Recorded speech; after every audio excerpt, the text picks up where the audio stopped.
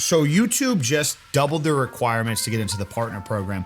And a lot of people are reacting like YouTube just personally kicked their door in. Let me just be first to say, you're not screwed, you're not in trouble. Your priorities are a little out of whack, in my opinion. And my goal today is to actually prove it to you and give you my playbook on what I would do for the updated partner program. I've used what we're gonna talk about today multiple times to help countless creators get into the YouTube partner program. Fair warning though, some of you guys are gonna hate this video. Some of you might watch this video and actually decide that you don't wanna be a creator after all. Honestly, as shitty as it sounds, good. That means the video worked, because the objective today is to actually show some of you how to build something, how to actually be valuable. Okay, so let's go over what actually changed and some of the hard facts today. So starting in February, new creators to get access to ad rev sharing on their videos need 8,000 qualified watch hours in the last 365 days. That or 20 million qualified shorts views in the last 90 days. So that is to get into the YouTube partner program with ad split, and it's double what it used to be. No subscription changes. If you're already in the program,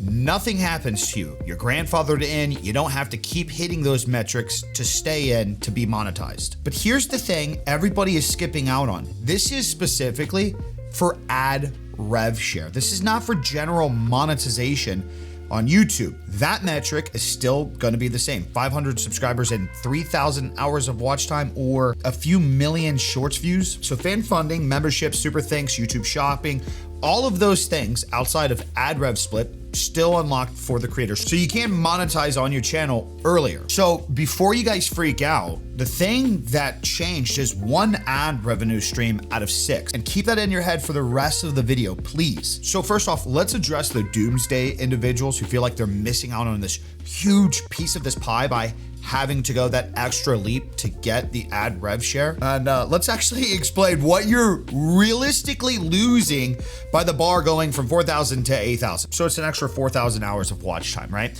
At an average view duration of around 5 minutes, it's roughly around 48,000 views over a year. So the difference is you have to get 48,000 new views this year in the next 12 months, 365 days, 52 weeks, to be able to get ad rev share. 48,000 views with a good CPM. And for those that don't understand, that is the value at which your content is to get higher rates. For example, if you're a gaming creator, you're not even gonna hit good CPM. But I digress. 48,000 views with a good CPM nets you around $240 a year. That's the gap everyone is losing their mind over. That is the difference right now that people feel as if YouTube is robbing them from. Let me just tell you right now, if a couple $100s a year is a make or break for you as a creator, you are currently in a situation to where you should not be focusing on content creation. You should not be at a point where that is pressure on your plate as a creator, and I'll explain more to that in a second if that pisses you off. Here's the hard truth. A lot of people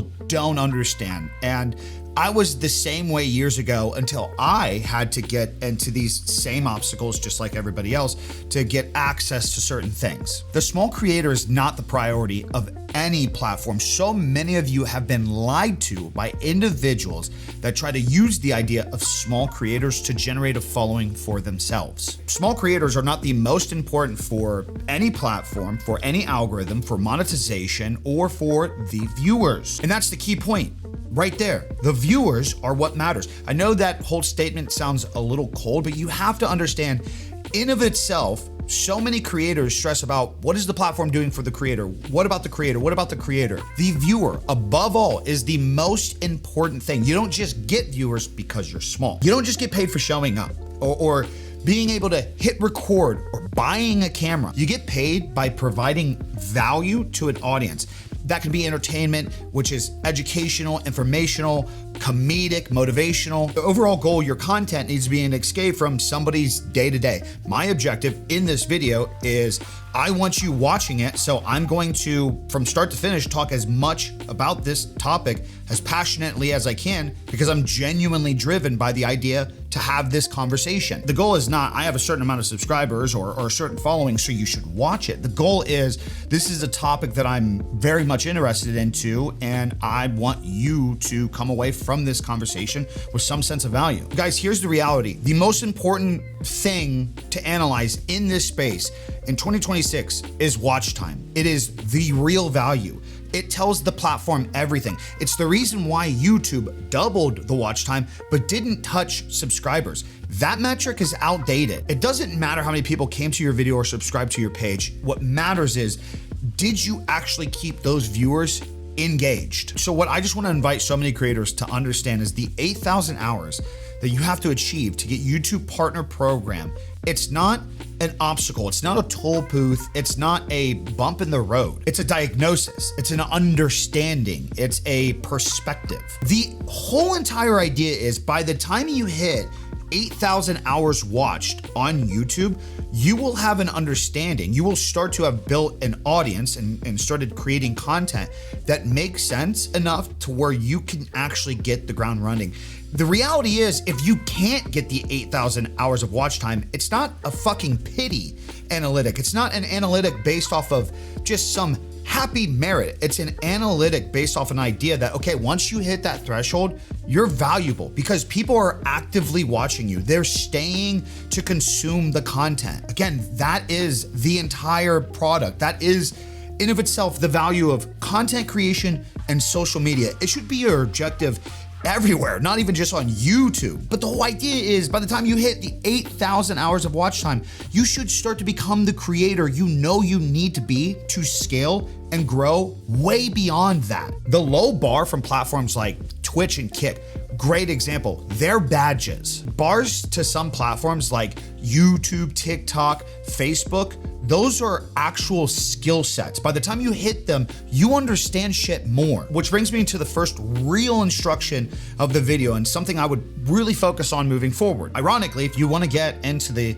YouTube Partner Program, don't set your objectives of just trying to hit the things to get into the YouTube Partner Program. Set your objectives around the idea of building an audience. The audience and community you build is infinitely more better than some stupid checklist. And by the way, this relates so much with making money off of this shit too. When you focus on the audience and the audience becomes the goal and you start hitting those goals, everything else just kind of comes into place. Monetization on platforms, getting paid from certain places. So essentially you chase the check boxes, you get desperate, you chase putting content in front of an audience, you actually improve as a creator. Now let's move into the actual playbook I think a lot of people need to use moving forward. 1, YouTube Shorts. They're a free ad campaign. Treat them like one. A lot of people are mad because they're not gonna either A, get paid for shorts fast enough, B, the revenue from shorts isn't that good, or C, now you have to hit that 10 million views every 90-day threshold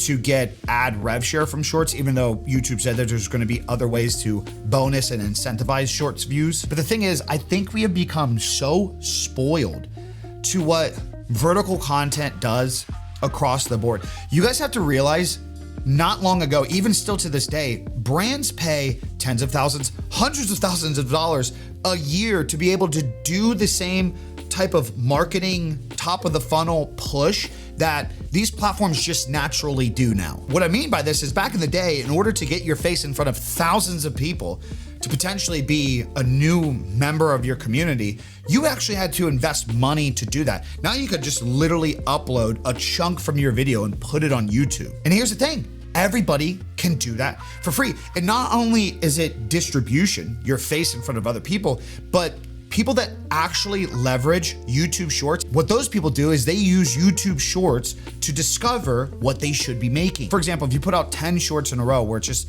a gaming highlight, and then you put out the 11th short, which is you going over your PC build. And then that YouTube short just demolishes any of the other previous shorts. 1, what kind of shorts are you gonna probably start to make moving forward? But 2, that's an amazing indicator for more long form content that you can do. So essentially using YouTube Shorts as a tool and a discovery engine. It's available for everybody and you should use it. I mean, if you're already posting to Instagram and TikTok, why the fuck aren't you doing it anyways? Now, I haven't done a good job at actually catering to YouTube Shorts. My YouTube Shorts are personally dog shit. I just simply repost from TikTok, Instagram, where my real bread and butter is, and then I just put it on YouTube as well. But I made some notes from some successful individuals who do YouTube Shorts at a high level. Here's a couple things that you all should be paying attention to. First 2 to 3 seconds, decide everything. Open with movement, text, or question, no wind up. YouTube counts engaged views now, not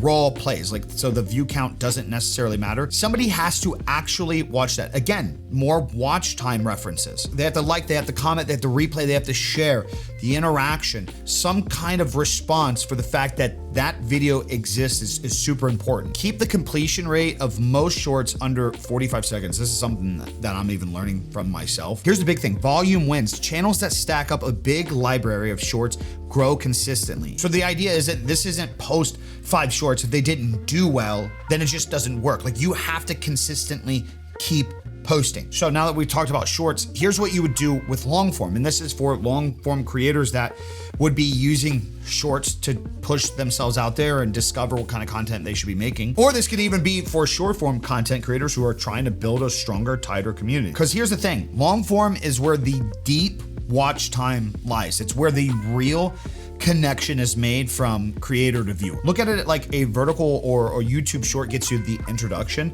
but the long form or the live stream gives you the relationship. Creators who successfully use both formats grow drastically, not even just on their channel, but across the board. And that's not my opinion. That's not like a hot take. That's actually backed by real data. You are statistically more likely to grow as a creator business if you are using multiple forms of content to distribute. So again, the idea, shorts get them into the door, long form gets them to stay and relax and hang out. I know it's annoying, but watch time is the value, full circle. It's the thing to focus on. Next bit of advice, live streaming is literally a cheat code. Suggesting people to live stream on YouTube is probably the number one thing that has gotten so many people that I've helped out into the YouTube partner program. But here's a big tip. This is where a lot of people go wrong.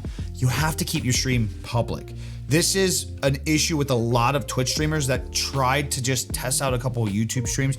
They didn't want to ruin a presentation, so they unlisted or privated their previous YouTube streams. In order to get the public watch time from a stream, you have to keep the video public. Utilizing streams to get into the partner program is probably the biggest hack that I can suggest to many people right now. Like, in general, I could just save you guys some time. Do live streams on YouTube and post shorts. You'll get the subscribers and the watch time literally in no time. But here's something I want a lot of you guys to really sit with.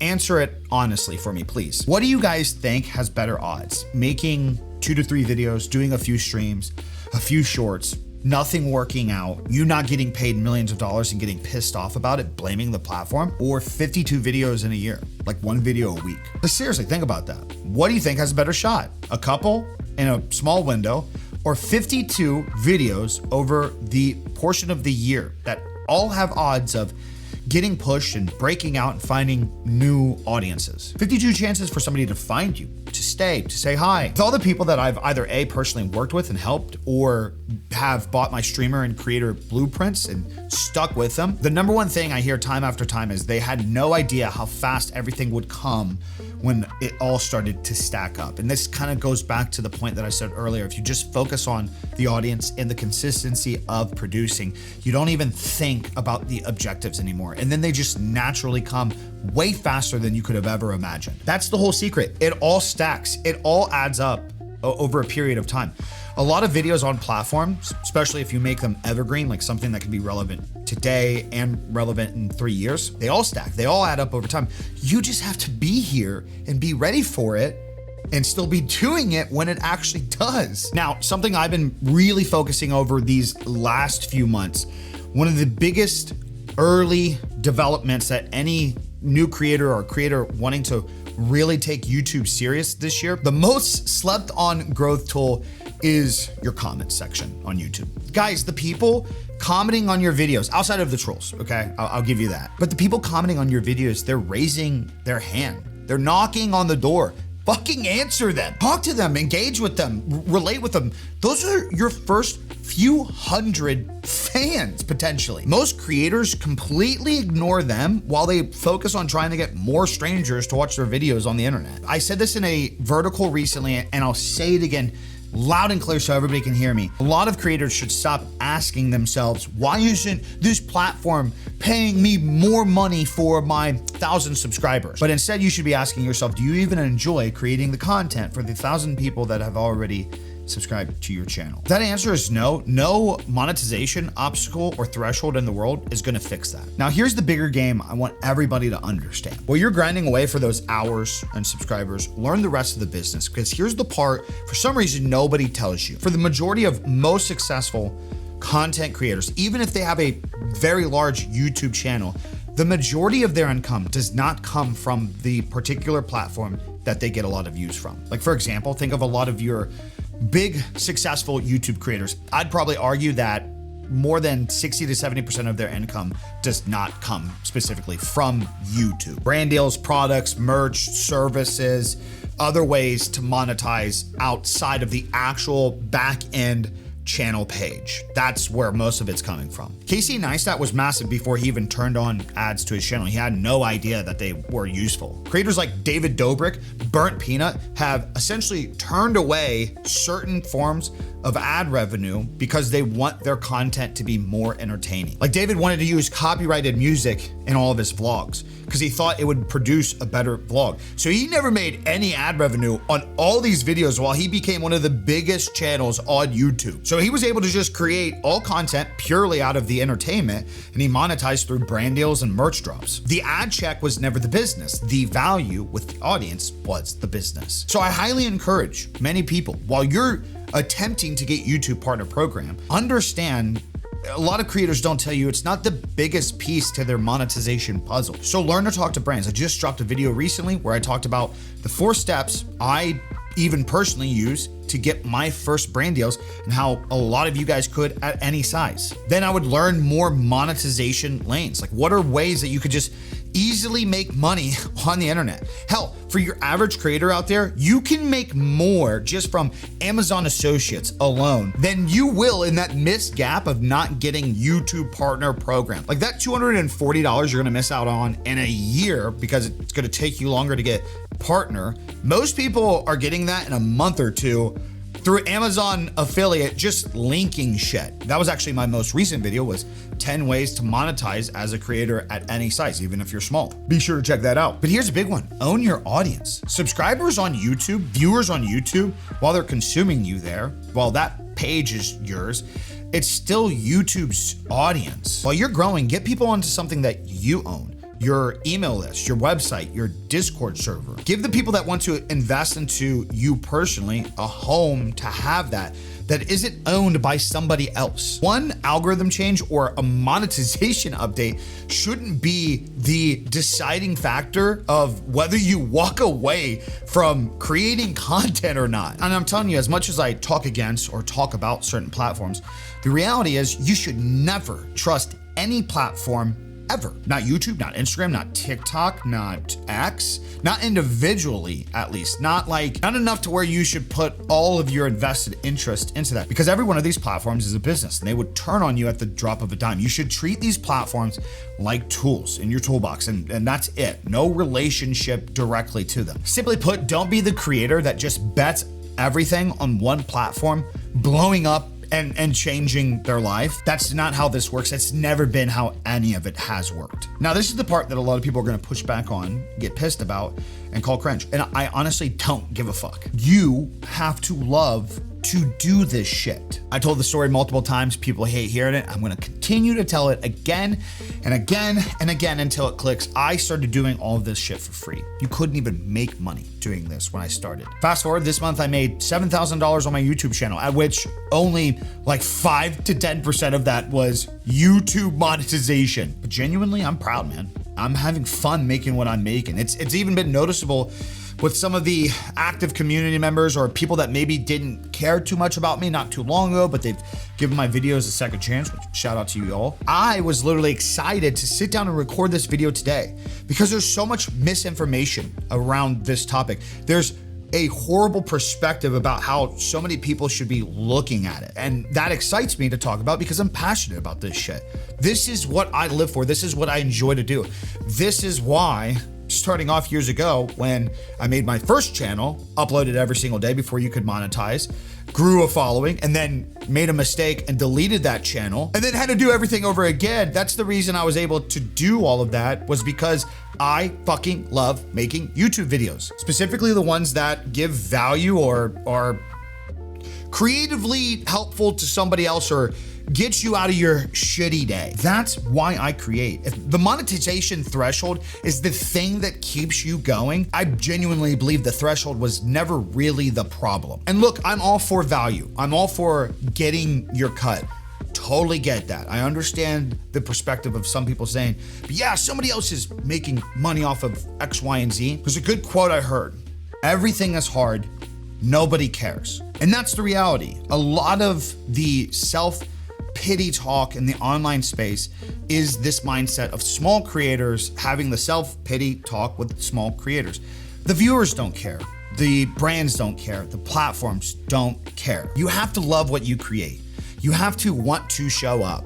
That passion, that entertainment, that joy, it genuinely does speak to the audience that is watching you. I can clearly tell when I'm watching somebody about some particular project, if they're not all in on it, then I'm just kind of clocked out of it. Hey, to each their own. Maybe you got it all figured out at your size and it's just an evil system and it's all just luck. The viewer doesn't matter, the watch time doesn't matter. Just keep making angry videos and maybe it will pan out. Now I want to point out with everything I talked about today, if everything I said feels right, but your biggest problem is the consistency or everything is just so muddy, like figuring out a rhythm for you. That's exactly why I built the 90-day creator and streamer blueprint, which are both individually designed for either one of those perspectives. It's not a course. It's not selling you secrets. I'm not gonna be telling you exactly what to post over 90 days. It's an accountability system. It's a foundation builder for you to figure out what's going to work to build the brand and content that you want to create, but to also understand how a lot of this works. A foundation that keeps you focused on the things that actually matter over a course of the 90 days. The audience, the consistency, the community that you're building, learning the other things, getting monetized outside of platforms and starting to work with brands. I wanted to make sure I posted this today while talking about the YouTube Partner Program because a ridiculous amount of people who have already started doing the streamer and creator blueprints reported back to me in just weeks on how much faster they got into the partner program by taking my advice. And not because the blueprints are a hack or some kind of course, but because they encourage you to actually show up. Link in the description if you guys are interested. So no, YouTube didn't screw you over. YouTube told you exactly what the fucking job is. Get people to watch and keep them watching. Always been the job, it will always be the job. The bar going up doesn't change what people should be doing. It just filters out the people that were never gonna do it in the first place. You guys actually enjoy making the videos around the shit you're interested in. I encourage you to be the ones who just actually does it. That's all I got for you guys today. I'm out, peace. Deuces.